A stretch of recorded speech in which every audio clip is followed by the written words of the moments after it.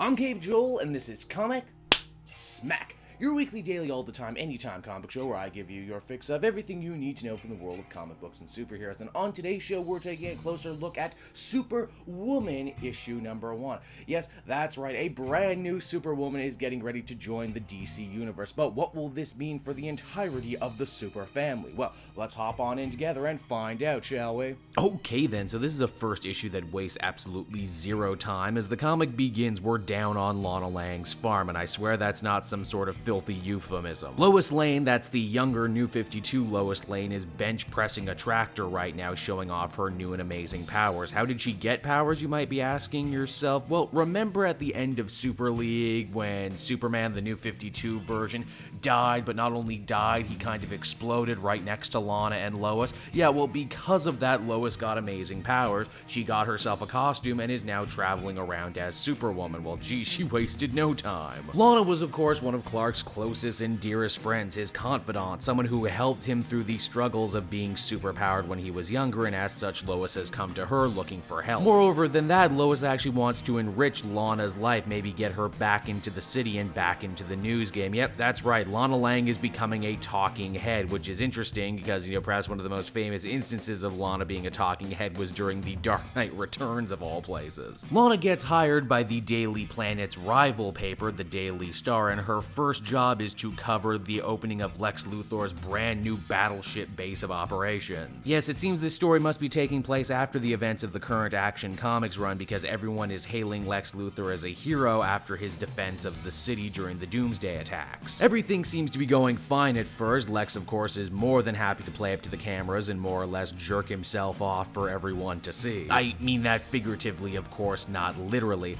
But this is Metropolis, and nothing can ever stay good for too long because the ship ends up coming under attack and almost getting capsized. This looks like a job for, you guessed it, Superwoman. Only, wait a minute, there's more than one Superwoman. Yeah, that's right, Lois wasn't the only one who got powers from that New 52 Superman explosion. Lana got powers too, and now she's flying around like the electric red Superman. In fact, as Lana explains her powers, the ability to absorb yellow sun radiation and turn that energy into other forms of energy, a la fire, electricity, etc., etc., I'm beginning to think maybe Lana is more powerful than Lois. We discover Lana needed an extra kick in the ass to decide to become a superhero. Lois managed to guilt trip her into saying that, these powers are a gift, they're a miracle, and we'd be spitting on Clark's grave if we didn't use them for the greater good like he did. Our two new Superwomen, in conjunction with Lex Luthor, do everything they can to stop the ship from sinking and save everyone on board. Of course, there's the people in the lower decks who still need to be saved, and oh look, a nasty radiation leak. Oops, looks like you're gonna have to stay here, Lex, and leave this one to the other superheroes. We're just gonna go deep down into your ship base and hope we don't find anything too incriminating. It should come as no surprise to anyone that the research section of the ship is actually protected by lead, which means Lois can't use her X-ray vision while down there. What they do find, however, is some sort of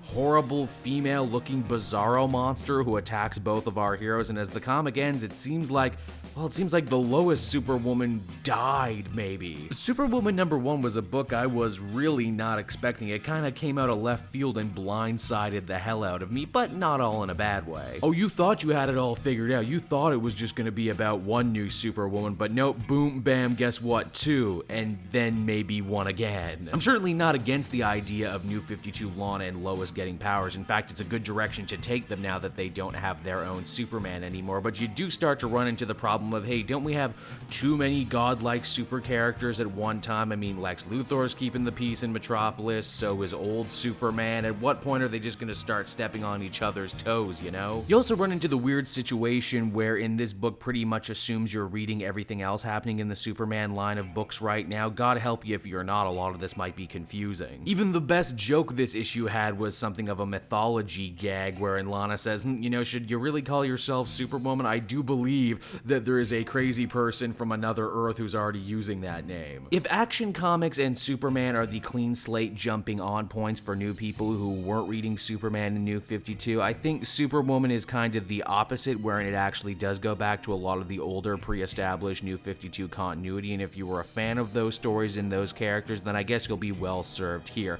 Me, on the other hand, I could take or leave it. I didn't think it was bad, though. Overall, I would give it a 7 out of 10. Hey everyone, thanks so much for watching my newest video. I hope you enjoyed it, and while you're here, why not check out another video I have on offer, or maybe if you're feeling in a supportive mood, you want to like or subscribe. And if you want to support the creation of more videos just like this one, then please by all means check out the Cape Joel Patreon. A little bit goes a very long way, and I will see you all next time.